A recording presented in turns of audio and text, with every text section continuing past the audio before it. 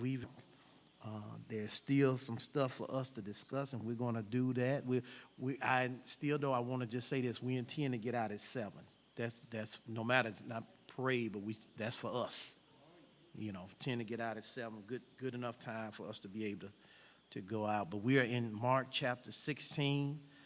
We were in Mark 15, and we talked about what Jesus faced dealing with Pilate. After he had dealt with the court from the scribes and those that were the chief priests, they brought him to Pilate, and Pilate asked him questions. They made their case to Pilate, and Pilate saw no wrong. He saw that Jesus had done no wrong and didn't see a reason for him to be condemned to die. But, of course, he came up with a way to get it off of him. Of course, during this time of the feast, one of the things that they've done, one of the traditions that they had normally done was to set someone free. And so he thought that if he would give them a choice, Jesus and another prisoner, that surely they would have maybe even chosen Jesus, or he would have provided them with an easy choice to make. So he got Barabbas, who was a murderer, led a rebellion, and he was actually a murderer. And the Bible said that the chief priest invoked the people, and they decided that they wanted Barabbas instead of Jesus. Pilate, he could not understand it, but he still submitted to the will of the people, didn't want to be on their bad side. Jesus is then taken and beaten by the Roman soldiers and then led up to be crucified. There he was crucified, and while he was crucified, he was mocked and scorned.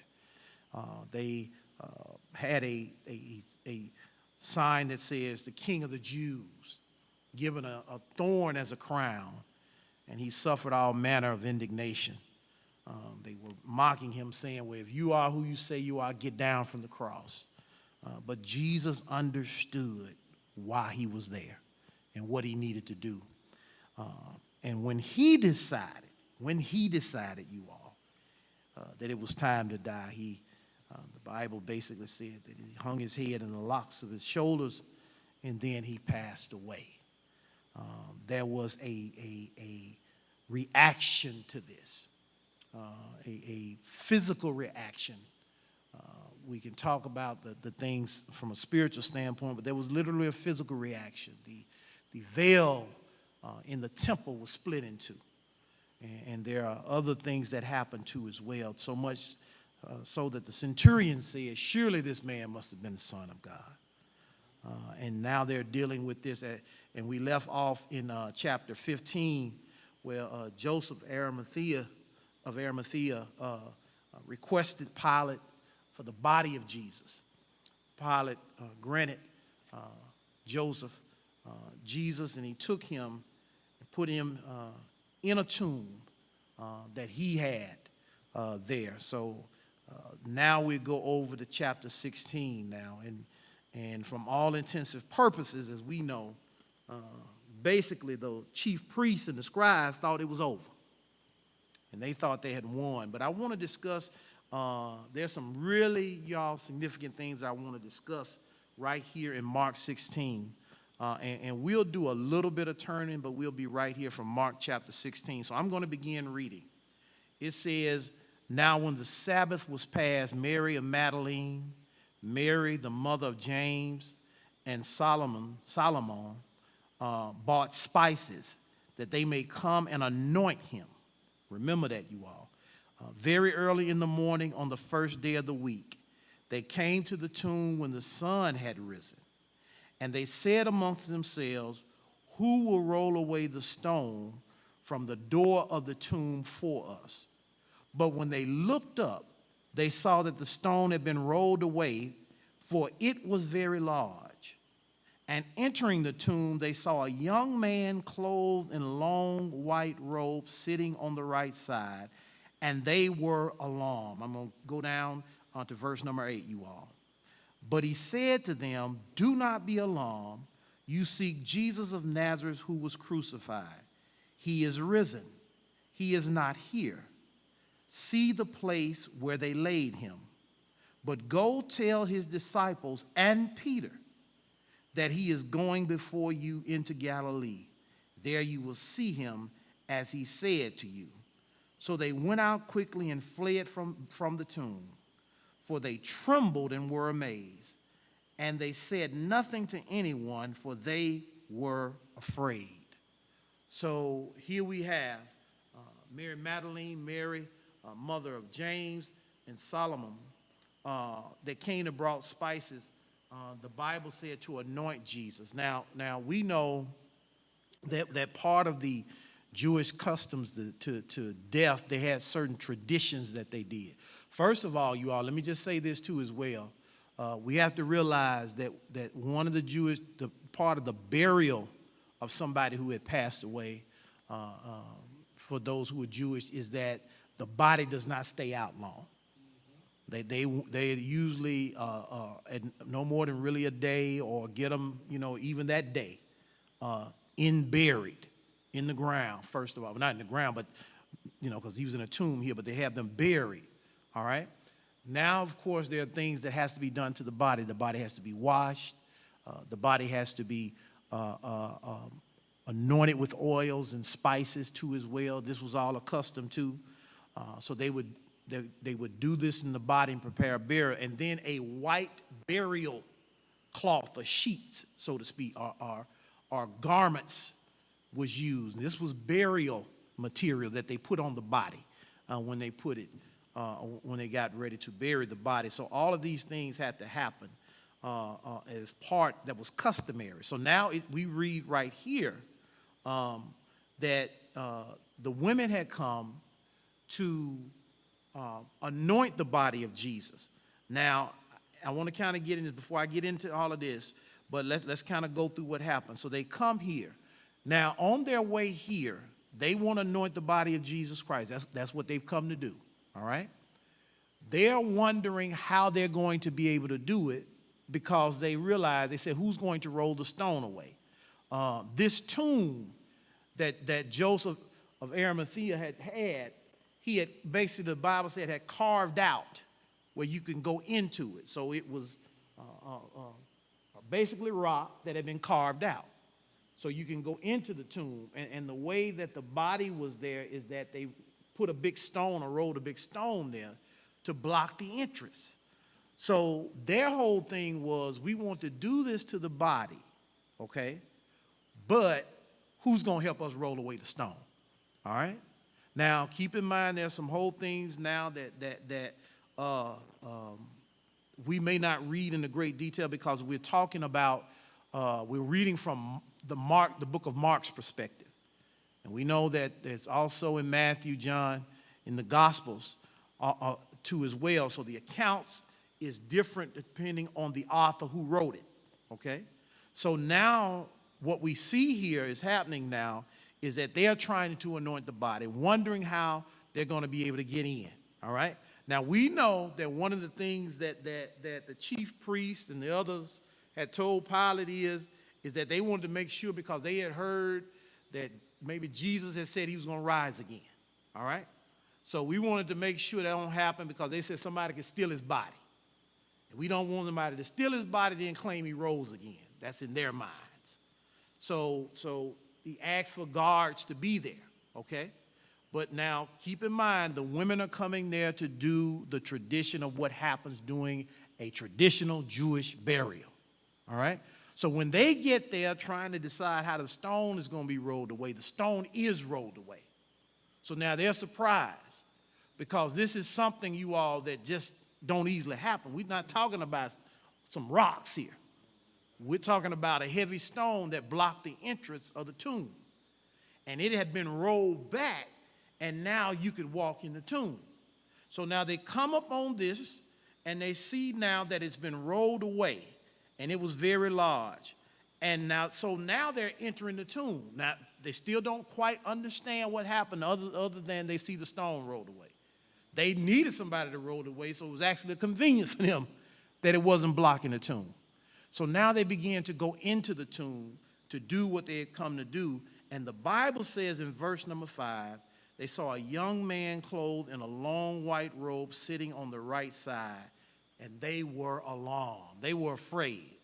First of all, they didn't really know who he was. They're startled to see somebody there. This is a tomb, first of all. So it's a place that you bury the dead. And there's somebody that's not dead that's sitting in the tomb. So that's enough for you to be alarmed, okay? So they're afraid. You know, there are women there. They're afraid. They see this man there, all right? And they become alarmed. But he tells them, do not be alarmed. You seek Jesus of Nazareth who was crucified. He is risen. So right away, he comforts them, but he tells them why Jesus is not there. He said, he is risen. He is not here. See the place where they laid him. In other words, you don't even have to take my word. Look, he's not there anymore, okay? Go tell his disciples and Peter, single Peter out, all right, that he is going before you into Galilee. There you will see him as he said to you. So now he's telling them all of this unbelievable miracle that has happened. Jesus, who you came to anoint his body because you thought he was dead, he's not dead. He is risen, and he is no longer here. And I need for you to go and tell the others. Go and tell the disciples this great news, what has happened. He has already, notice what he said. He's already gone before you. All right? He's already gone before you into Galilee. So he's literally saying Jesus got a head start on you. Okay? And then he tells them and everything to go and tell the others, there you will see him as he said to you. So now he's reminding them of something. I know you're shocked about what's going on. I know this is mind-blowing that you no longer see Jesus Christ. I'm telling you, he's risen. But that last part in verse number 7 says, as he said to you. In other words, he said these things were going to happen. He said these things were going to come to pass. So I know this is amazing to you, but let us not forget what Jesus has said. He said these things. He prophesied these things. He talked about these things beforehand. So really and truly, we know that the significance of this was mighty and great, but as great as it was, it should not really have come to a shock because Jesus was trying to tell them about what was going to happen, okay? So he gives the women that, he gives them the instructions, now go. So they quickly fled from the tomb. The Bible said they were trembled and amazed as they were going, and they said nothing to anyone, for they were afraid.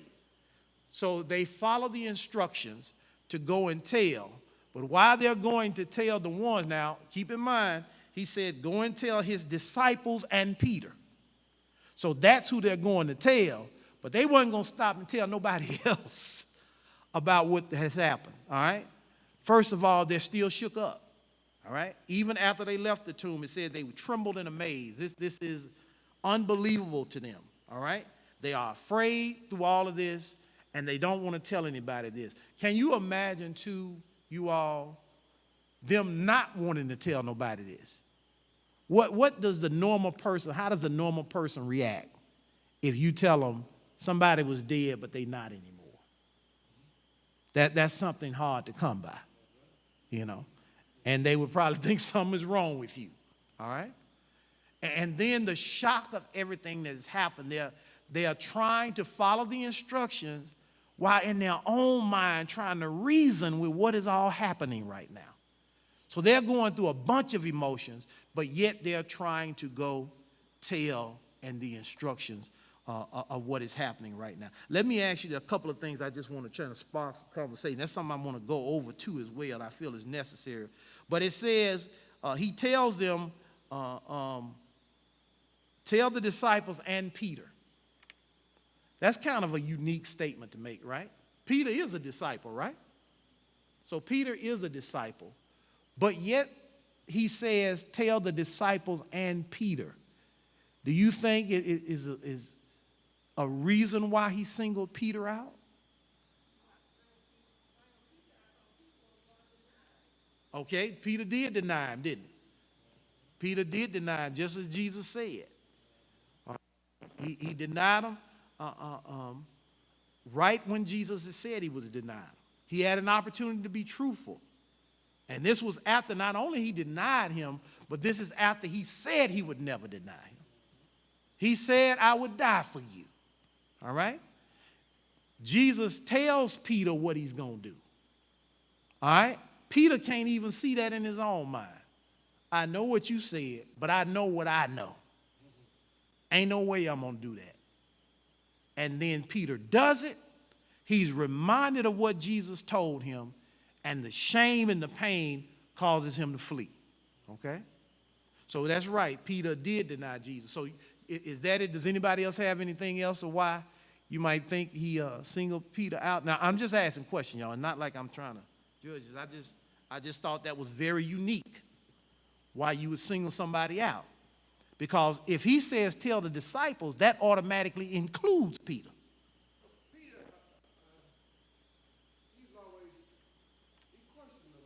He questioned a lot of things.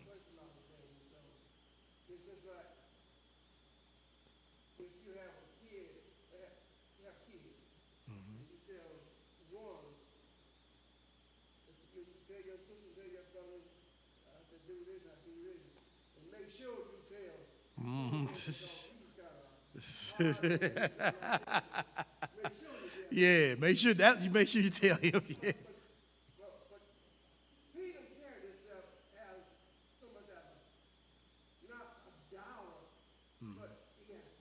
He had questions. He definitely had questions.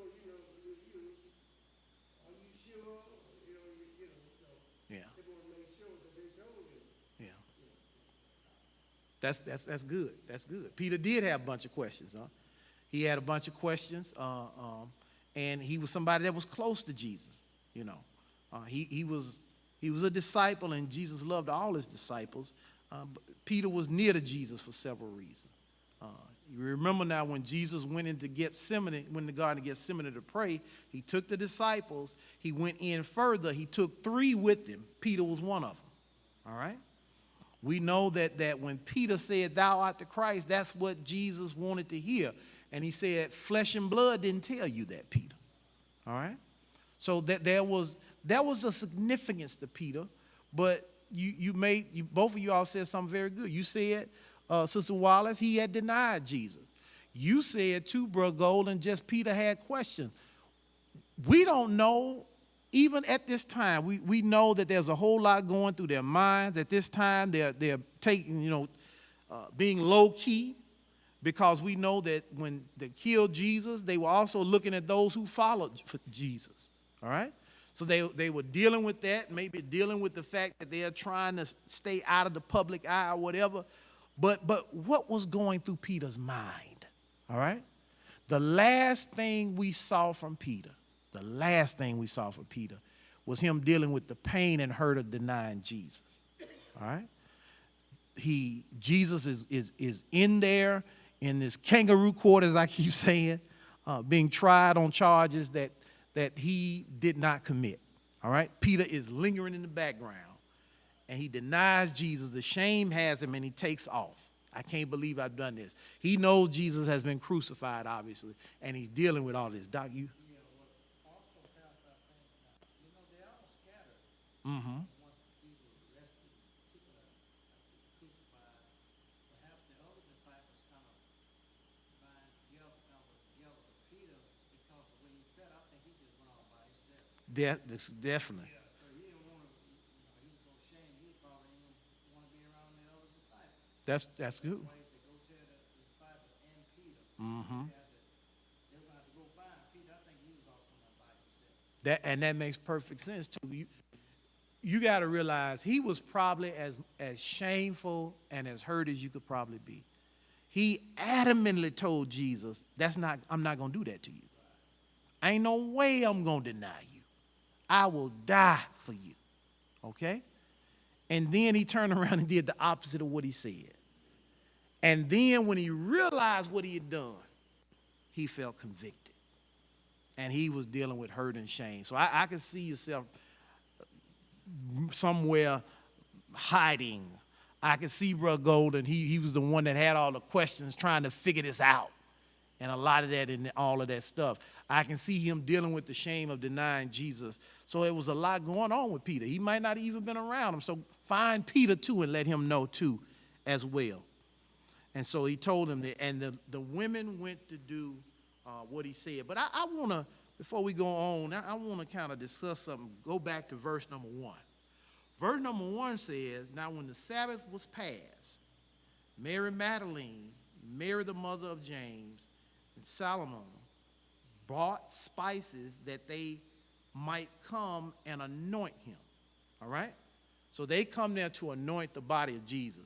I want y'all to do me a favor. Turn back one chapter.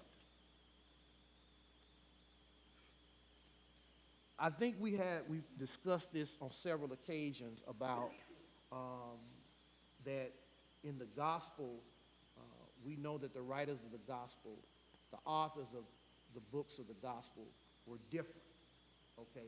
Meaning Matthew, Mark, John, and Luke, okay?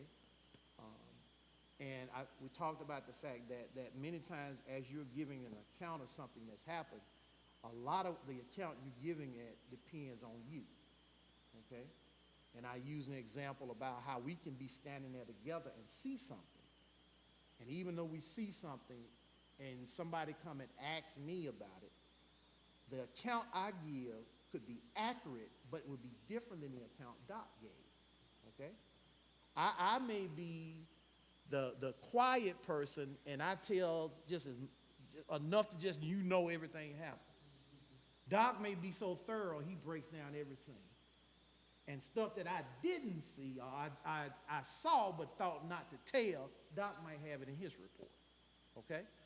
I want to say that because I think it's important I say this too as well. I want to look, all right, we're in chapter 15, Mark 15. Let's start at verse 43. We're going Mark 15, verse 43, and we may turn over to some more of the Gospels just to kind of back this up. So we read in the first verse in chapter 16 that the women came there to anoint Jesus' body, right? All right. Verse 43 says, Joseph of Arimathea, a prominent council member who was himself waiting for the kingdom of God, coming and taking courage, went to Pilate and asked for the body of Jesus. Pilate marveled that he was already dead, and summoning the centurion, he asked him if he had been dead for some time. And when he found out from the centurion, he granted the body to Joseph. So Joseph had permission to get Jesus, all right? Then he bought fine linen, took him down, wrapped him in the linen, and laid him in the tomb which had been hewn out of rock, and rolled a stone against the door of the tomb. And Mary Magdalene and Mary, mother of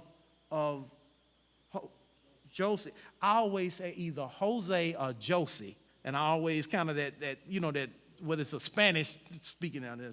So Josie observed where he was laid. So Mary Magdalene, Mary mother of Josie, observed where Jesus was laid. Not only did they observe where Jesus was laid, but it says now when Joseph put him in the tomb, what it says now, he bought fine linen, took him down, wrapped him in the linen, and laid him in the tomb. All right? Now, we're going to get ready to go over here in a minute. So here's what it says now. It says that he wrapped him in fine linen and laid him in the tomb. This is the process of the burial. You got the body quickly. All right? And even, let me just say this, even to this day, they do this, you all. When somebody of Jewish heritage dies, they call the people and they want to get the body as quickly as possible. Quickly as possible. They would either, now it's, the burial takes place by 24 hours normally. All right? Now, it may have to go longer if there's some important people that got to get there. Maybe, But mainly it's the 24 hours in burial. The body is washed, and then the body is prepared for burial. All right? The spices and all of that stuff. And then the linen, the white linen is wrapped on the body. And then the body is ready for the burial. All right? That's how the process goes. we see here where it says that when Joseph of Arimathea was given permission to get Jesus, he got Jesus, took him to the tomb that he had out and hewn, the Bible said, in the rock. Basically, he cut a hole in the rock. All right. Cut a hole in the rock, and it said that he bought fine linen, took him down, wrapped him in the linen, and then laid his body in the tomb, okay? Now, I want y'all to do me a favor. Go to John, the 19th chapter.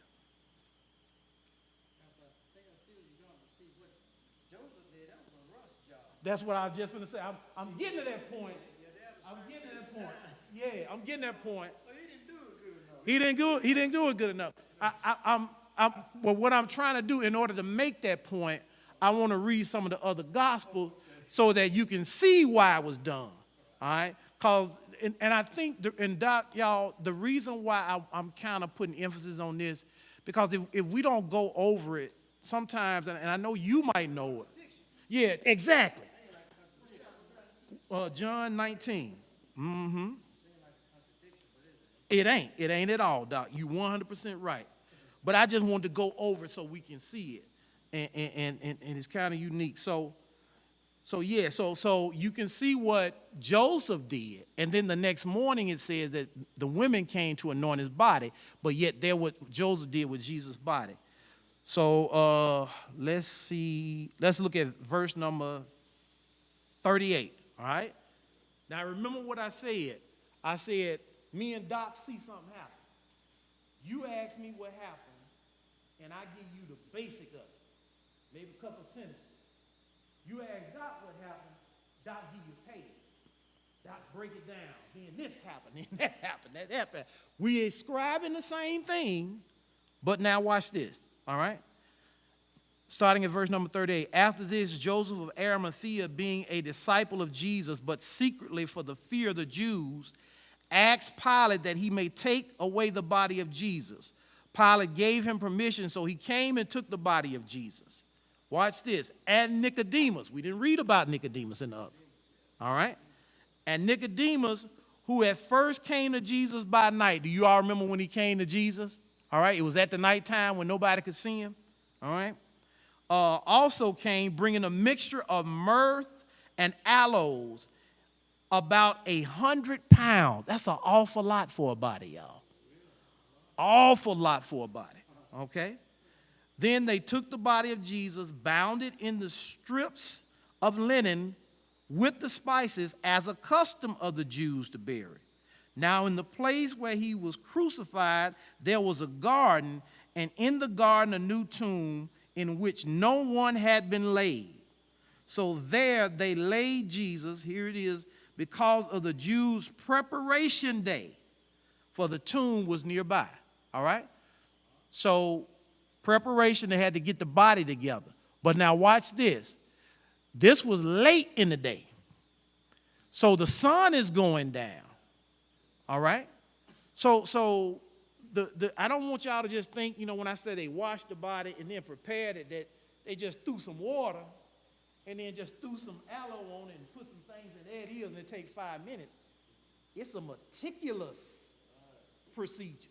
They take time and really do the body thoroughly well. All that, y'all.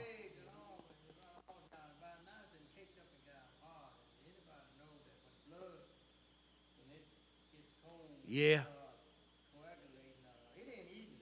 It ain't easy to come off at all. It ain't easy to come off at all. Exactly. So there was really no time, and like Doc said, for them to properly prepare the body like they needed to. All right? We know that they had the material. All right? What Nicodemus bought was enough for more than Jesus. So they had everything that they needed. Now watch this. It doesn't say it in this one, but what I just read in Mark, it said that Mary and them were there and they saw. So they were there. All right? Mary and them was there at the tomb when they put Jesus in. All right? So they not only saw Jesus go in the tomb, but they also saw that they didn't have time to properly do the body. Because now it was time for them to basically leave. So this makes sense now when we just read the account of what Joseph did, which basically said Joseph kind of did a little something and put some stuff over Jesus and then just laid him in the tomb. Put the linen on him and laid him in the tomb. All right? Because he had no time to properly do the body, which also meant too as well that Mary and them had to do it. All right? They had to take time and do it properly and not just put him in, leave Jesus in there any kind of way. Then, of course, there are things about the Sabbath and what goes on before the Sabbath and after the Sabbath. All of those are customs. So now you had customs. You had a badly beaten body that needed to be properly taken care of, and you had the sun going down, which means they didn't have time to do it properly. So when you read into Mark 15, that it said that Joseph did a little something with the body, and then you go over to Mark 16 and you read these women are here to anoint the body, and that's the reason, because the body hadn't been fully and properly prepared. And I just wanted to go over that because, like I said, I didn't want any confusion. But we also had to understand it too as well, just so we know. But Doc knew it, yeah. It just wasn't fully ready. All right? Pastor, it's important that you bring these things up. Yeah. Sometimes there are people who are looking for contradictions in the Bible. Yeah, that's right. They say, well, he said it's right here. Yeah, exactly. And how can that be? Exactly. So in a situation like this, you can say, well, look, they did a rush job. Yeah, yeah, They thought so well of Jesus, they wanted to do it right. yeah, that's right. So the women were going prepared to do it right. Exactly. They wanted to do it right. And at nighttime, they had to get the body down, y'all. They had to get it secured, all right? For the sun, exactly. And through it all, the body still had to be prepared.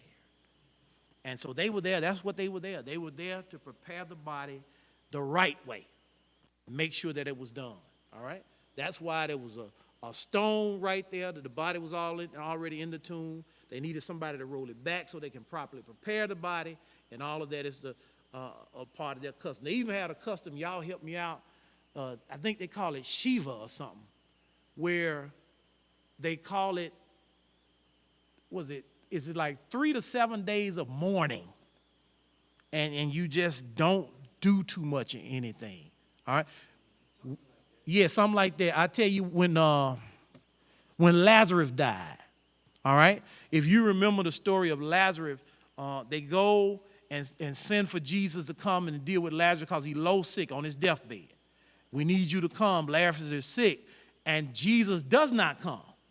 Basically sends back that I'll be there, okay? And Jesus kind of hangs around a while, all right? Lazarus dies. Jesus showed up. If you remember when Jesus showed up, he was too late. But if you remember that scene, not only was Mary and Martha there, but there were people all around crying. That's part of that mourning process, where there are people there and they're mourning because of the death, all right? And I read somewhere that by the time Jesus got there, it was days, literal days. So we're talking maybe 3 to 4 days, I'm just saying, of Jesus, of the body being actually in the tomb. All right? And the reason why all of those people were there around is because that was a part of the mourning process. All right? And so all this is a part of Jewish customs. So they were there to fully take care of the body. Like Doc said, we from the time that Jesus was sentenced to be crucified to the time he got in the tomb, he suffered badly. All right? On the cross he suffered.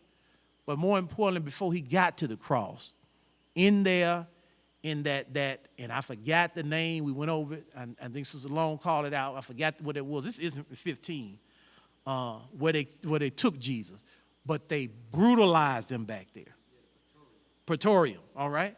So he was in the Praetorium where they took him, the soldiers, and they brutalized him. So you're dealing with a bad body, put it that way. Mm-hmm. He was human and divine at the same time. Yeah. He felt the pain, but I think what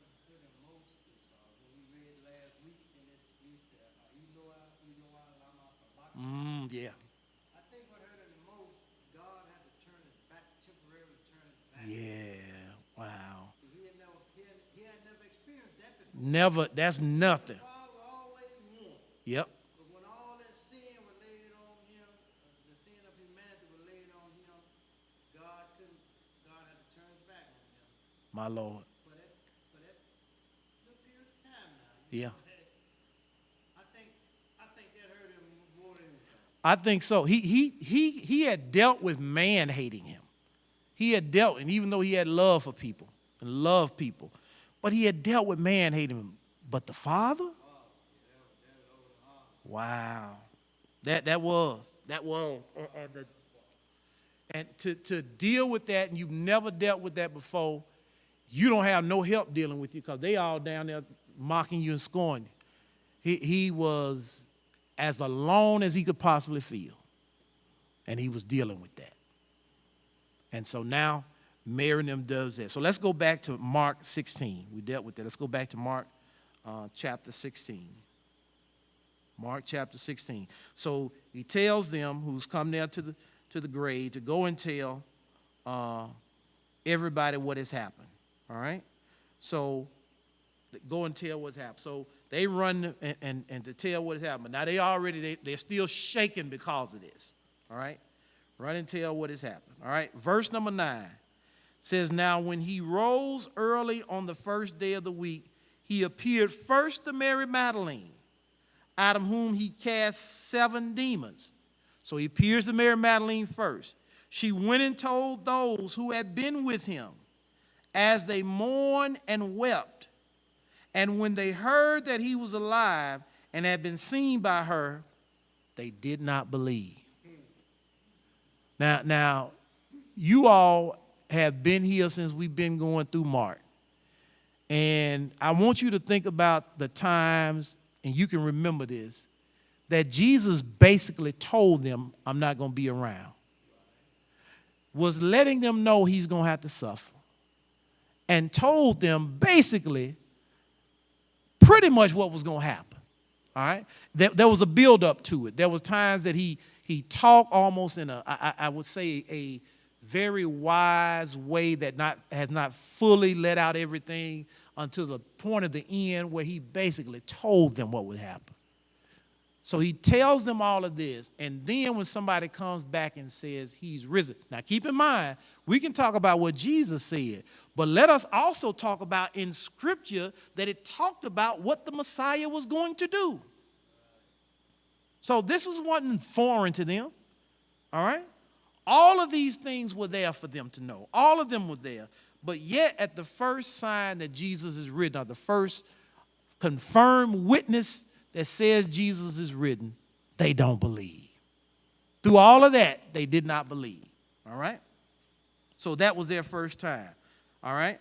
Let's continue on. Verse number 12 says, after that he appeared in another form to 2 of them as they walked and went into the country. When you see that another form, it wasn't obvious to them that they were talking to Jesus.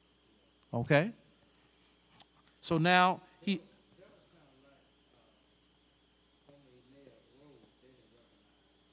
Yeah, that's right.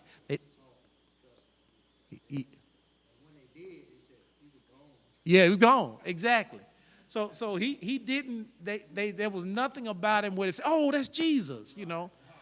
He could have been talking to him. It's just like they didn't recognize it.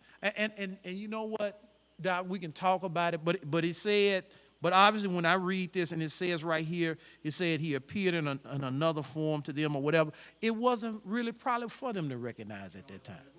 Yeah, it wasn't for them. Yeah, it wasn't for them right then to recognize him. So he appears to 2. One of them I think is Cleophas. I think, am I saying it right? Is it Cleo? Okay. All right. So let us continue reading. Verse 12, after that he appeared in another form to 2 of them as they walked and went into the country. And they went and told it to the rest, but they did not believe either. So Jesus appears to Mary Magdalene. All right? She tells them he's risen. I've seen him. They don't believe. Then 2, he appeared to 2 others too as well. They said, we've seen him. They don't believe again. All right? Now, I can understand, y'all, if Mary Magdalene and these two had maybe told some of the folk that was out there saying, crucify him. Oh, you're lying. But they went back and told the ones that walked with him that we've seen him, and they didn't believe. Okay? Let's continue on. All right? Verse number 14 says, later he appeared to the 11 as they sat at the table, and he rebuked their unbelief and hardness of heart, because they did not believe those that they had seen him after he had risen. And he said to them, go into all the world and preach the gospel to every creature. Verse 16 says, he who believes and is baptized will be saved, but he who does not believe will be condemned. But let us stop right there before we continue on. So now Jesus rebukes them. Okay? Like, you didn't believe? Notice what it said. He said their unbelief and their hardness of heart. Okay? They did not only not believe, y'all, but they was in a position because of where they were that they couldn't believe. All right? And what I mean by that is maybe because of the things that has happened, all the things that have gone on, they feel like they're being hunted too as well. They're in an emotional state that's not good. And that state had them where they couldn't even receive what Mary Magdalene said or what the two others had told them. All right? Sometimes your environment, your state of mind cannot be in the place where it needs to be so that you can accept something when it comes to you. Yeah. And because of that, when approached with it, they didn't believe. All right? Now, for Jesus, now imagine Jesus now, who's saying, y'all done walk with me, I done talk with you over and over again, and the first opportunity that come your way, you said, no, I don't believe that. After everything I said. You got to remember too, see, it's a different thing than seeing a ghost and seeing somebody who actually come back. A lie, yeah. Yeah. Yeah. So I'm thinking these fellows, they might have been thinking, well, it might have been a ghost put that Mary saw, Mm-hmm. Yeah, another thing, like I say, they didn't quite get it. They seen Jesus die at horrible death on the cross. Yeah. And when Jesus used to always tell them, I'm going away, they maybe thought he was just going to go away for a while. Yeah. They had the concept that he was going to die the way that he did, Yeah. and their mind was still operating in the physical. That's right. That's right. The spiritual, so I can Yeah. That's almost kind of understand and see. there is a yeah. And I'm not going to be hard on them. Yeah. We don't see it that way because, see, we're reading about it, man. Yeah. Yeah. We got the 20/20 hindsight to look and judge and all that stuff. Caught up in that, and even in listening to Jesus, I'm going away, if I pray for you, I'm going away, you ain't going to see me no more. The first thing I'm thinking about, well, maybe he's going to have to leave us a while. He's going to go off yonder somewhere. Yeah. Yeah. Exactly. I'm going to die, but anyway. Yeah, no, that's a valid point, Doc. That's a valid point. So and it's not that I'm getting on him, but I want you to understand why it says that Jesus basically rebuked them, all right? Why he was in the state of mind that he was, all right? And why all of this was going on. So that's why, all right? And it said, I'm going to go back. Verse 15 said, and he said to them, go into all the world and preach the gospel to every creature. We know in Matthew when he ascended got ready to ascend into heaven, that he gave them instructions, right? The Great Commission, all right? And so he gave them this instruction, and now he had told them this, and he said, he who believes is baptized will be saved, but he that does not believe will be condemned, all right? And these signs will follow those who believe. In my name they will cast out demons, and they will speak with new tongues, all right?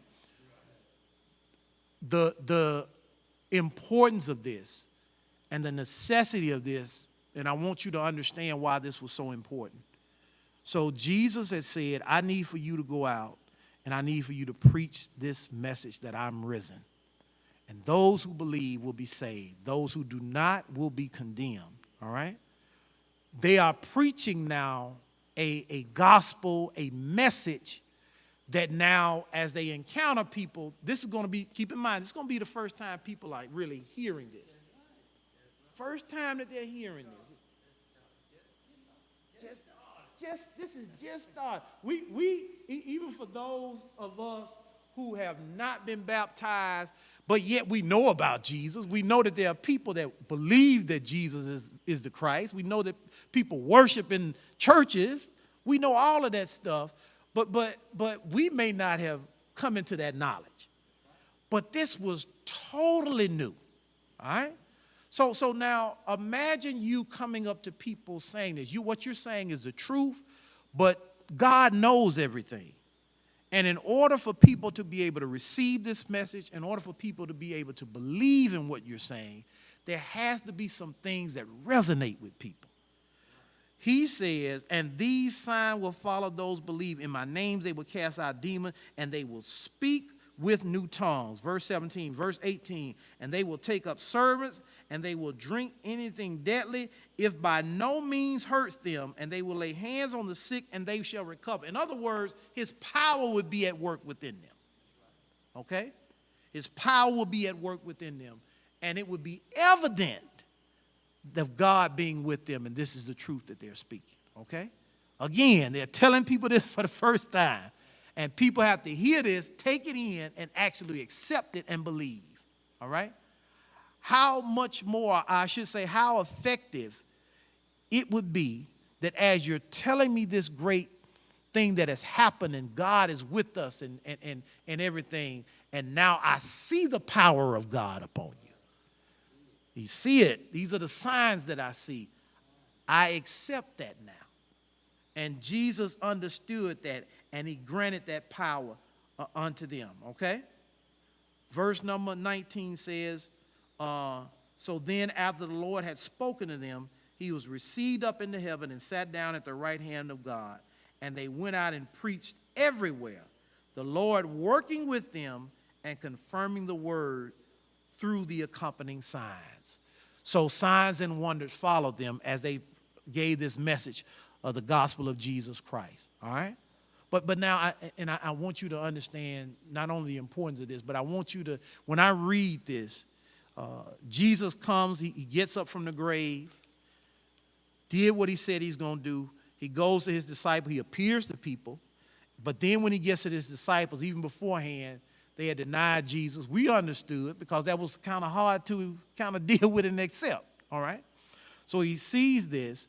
So they're in a state of taking this in. Now they see Jesus for themselves. They're blown away. They're happy and everything else. Now there's work to be done. And now they go out and begin to do the work of the Father. They said they went everywhere. We know they went everywhere because we are evident that they went everywhere. We are the evidence that they went out and spread the gospel unto all nations. All right? Because we are the evidence that this has happened. And so they did according to what Jesus Christ said. But now, even in the process of it all, y'all, it wasn't an easy process. All right? It was hard for them to deal with. They struggled with their own emotions. They dealt with the hurt of Jesus not being there. It's one thing to talk with confidence, you all, when you've seen this man perform all these miracles and he's with you. It's a whole nother thing when that man is gone. And now you don't have him right there like you have been. But yet you're still supposed to do what God has called you to do. And that wasn't easy, y'all. But now Jesus appeared to them. They see a risen Christ. They see it themselves. Nobody has to tell them now. They see it for themselves. We all know, again, and I wanted to make this point, I know I keep sounding redundant like a broken record, but I made the point now that authors tell what they see and everything else, all right? And I said, if I can tell, I can give you just a little crux. Doc can be more specific, more into what he said. We see now, for instance, doing John's account, he talks about how Nicodemus was there with all the aloe and the myrrh, all right? While in Mark's account, it left out Nicodemus being there. Didn't mean Nicodemus wasn't there. It just, I didn't tell Nicodemus there. All right? I can tell you right up here on this corner there was an accident and 2 cars hit. Doc can say right up here on this corner there was an accident, 2 cars hit, and the lady across the street was standing out, and the people over here in these houses had come running up to see. I left that out of all my stuff, but I told you 2 cars had been hit. Okay? That's the same thing what happens in this account, all right? But all of this happens, you all. And through it all, through even Jesus rebuking them, Jesus still understood what he required them to do, and he needed for them to do it. And so now they go out to spread the message of the Lord Jesus Christ and to do according to his will. And now the gospel gets out, okay? But we know that Jesus did it his way. He got up his way. He appeared to folk his way. Even before he got in there into the room where they were all sitting at the table to let them know that he was a risen Christ, he appeared to folk. And he appeared to more. We read about he appeared to Mary Magdalene, and he appeared to the 2 that were there. He appeared to even more than that. Okay? There's another account that talks about it. All right? The account, of course, if you remember, it talks about now that when he gets there, what we just read about in Mark, he gets there to where the disciples is. They're all there around the table and everything. He rebukes them because of their unbelief or whatever. But if you all remember, another account talks about what his encounter with Thomas was like. Because Thomas doubted Jesus Christ. All right? Jesus showed him the nail prints in his hands. Thomas said, you know, if that's, I'm going to have to do it myself. I'm going to have to see it for myself. Put my finger in the hole. Myself. All of these things happen. But yet and still, through all the things, the experience that the disciples went through, they were still necessary to get the message out of the Lord Jesus Christ. And you know what? God, our qualifications in doing what God has called us to do is not necessarily built on the fact of how great we are, how good we are. But it's built on the fact that because we got Christ, he qualifies us. Because we on our own, we're not good enough. If you said for yourself, everything we just read, y'all, let's be honest, everything we just read for them were normal things that men and women go through. In other words, you telling me somebody was dead, now they alive. Let me figure it out, you know. No, if somebody told us that today, let's be honest, what would we'd probably be thinking that person on drugs, you know, stuff like that. That's what we'd be thinking, all right? Because our normal physical mind tells us this. But what Jesus was talking to them about transcends all of that. He was talking about the power of God coming and lifting him up and taking him out from being a dead man in the grave to now being alive. And he needed for them to believe that point. But the point that I'm trying to make that I draw strength from through what we just read is that we see men with flaws, imperfect men, who still had a love for Jesus, who really and truly through all their flaws still had a heart's desire to do what God had called them to do.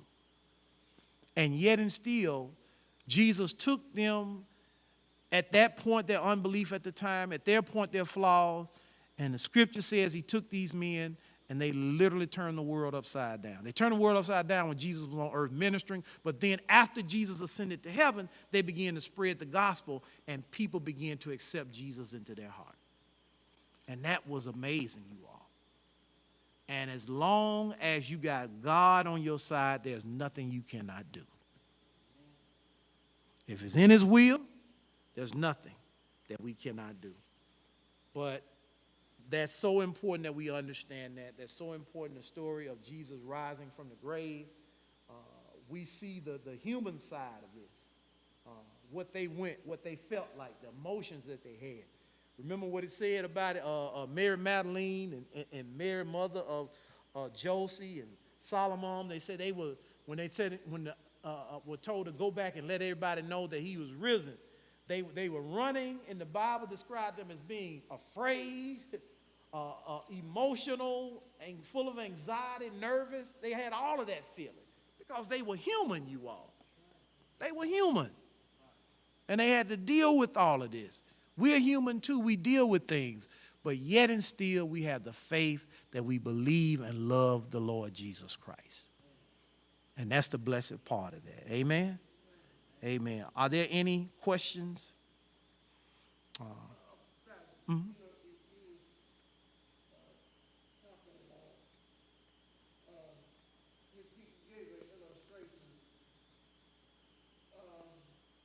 One person telling a story and one telling another. But you know, in the natural life, we suffer with that too. But we Yeah. use the word. Now, if you're going to tell the truth, tell the whole truth. And nothing else but the truth. But the truth, yeah. You know, sometimes we can tell half of the truth. Yeah. And we leave it at that. Yeah. And when someone else comes along and that's a different story, Yeah. I can say, well, I saw a pastor last night. So I asked him, well, I saw him at Jones done. I said, well, I didn't tell you I saw him at Bob's Day. Yeah. Yeah. I I just saw him. Yeah. Yeah. Yeah. somebody else come on and say something. But anyway, we use that term. If you're going to tell it, tell the whole story. Yeah. Or he or she can tell the whole story. Yeah. And what they said was right.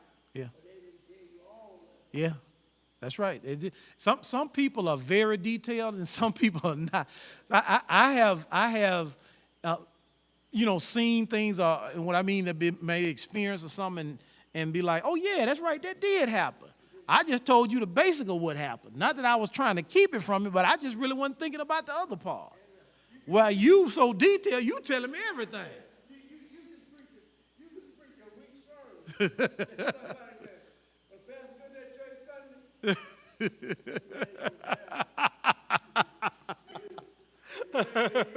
Yeah, he was there. That's about it, huh? Yeah, man. He was there, man. And he preached. He wasn't just there, he was preaching. You didn't do a good job. Yeah, he was there. That's true. That's true. That's true. And like you said, the things that we kind of that dealing with in all of that time, the things that people were dealing with, what come to mind. I'm dealing with everything that's happened. I'm trying to deal with the emotions of things. I'm trying to do what God has called me to do, and I just trying to do it the best of my abilities. All right. And so, and then like you said, there's, and you all know this, when you was in school and you had to do a report or something, there's some people that the teacher get on them because they'll struggle to do a half a page. You know what I mean? And they call us up doing their best, but like, that's the best I can do. And then somebody else, they got 3 or 4 pages around them, just writing it out, That's just how they are. They're more detailed in their things and things like that. I want to be able to remember stuff that I see. So if I see something, I want to be able to tell, yeah, I might have told you what happened, but I might not have noticed everything around me. Or I forgot everything around me, whereas you might remember everything. You remember who came across the street. You remember what they asked you when they came across the street. You remember who pulled up in the car and said, broke down the window and said, what happened? You remember all of that, and the only thing I can tell you about what just happened. I done forgot that Miss Johnson pulled up and asked me what happened. You saying Miss Johnson pulled up, and not only did Miss Johnson pull up, she had a daughter and her grandkids in the car, Yeah,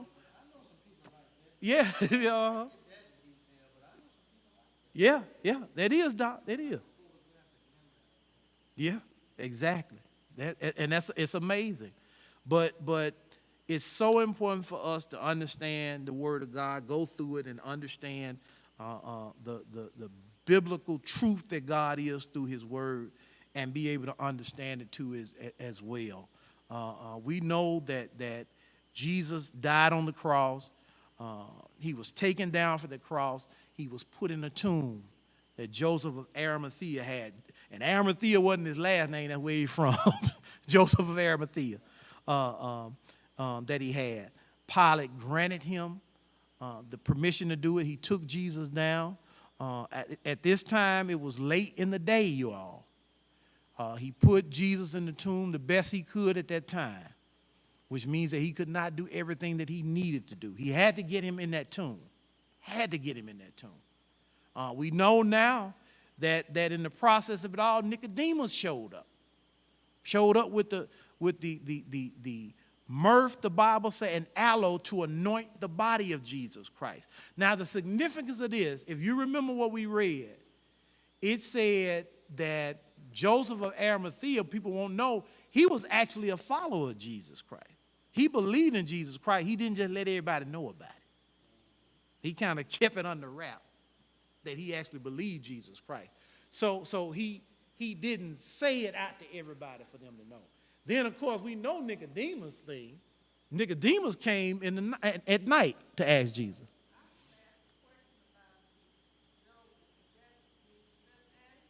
No. No, this is Joseph, a different Joseph, and everything. So he was there, and he at some point the message of Jesus Christ and what he preached, it resonated with him. But if you can remember, let me. I'm going to do this. I'm going to go back. Where did I read from? John? I'm going to go back to John. I want you all to see what I'm talking about. Give me just a second, y'all. I'm going to go into John 19. John 19. Let me go to 30.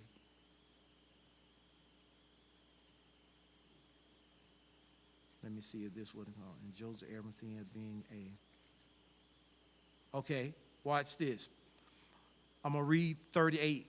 Said, after this, Joseph of Arimathea, being a disciple of Jesus, but secretly, for fear of the Jews, asked Pilate that he might take away the body of Jesus, and Pilate gave him permission. So he was a follower of Jesus Christ, but he did it in secret, y'all. He wasn't out there with it, all right?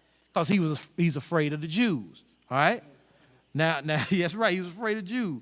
And I'm going to try to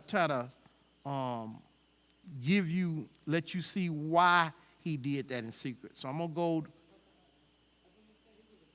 That's what I was looking for, Doc. That's what I was looking for. Here it is. In Mark 15, verse 43, it says, Joseph of Arimathea, a prominent council member. So he could not, y'all. That would have been it for him. So he was a prominent person in the whole Jewish structure and hierarchy, all right? And he believed Jesus Christ, but he kept it in secret. And, of course, Nicodemus went to Jesus to ask him questions, all right? Because he had at least a wisdom of Jesus Christ and the things of Jesus Christ. He had that too as well. Thank you. Okay. He had that too as well. But he had to come in the middle of the night so nobody would see him. All right? So, and now these two men who were secretive about what they thought about Jesus, their interaction with Jesus, now they're the ones that say, you know what? I want to do what I can to put him away properly. All right? So Joseph said, give me permission, and I'll take the body and bury it. Nicodemus showed up and said, I got everything you need to anoint the body. All right? It's kind of ironic that they are the ones that are trying to do what they can to bury Jesus the proper way and be there for him. But again, God uses everybody, you all, according to his will. All right? All right. Are there any more questions? All right, then, you all, thank you so much. Thank you so much. We've gone through the book of Mark. It has indeed been a blessing. We thank God for that. We will continue to move forward. I will let you all know where we're going next. Continue to be in prayer, you all, for the Sims family. Can you, Sister Wallace, you've been, because I've been saying the Sims family.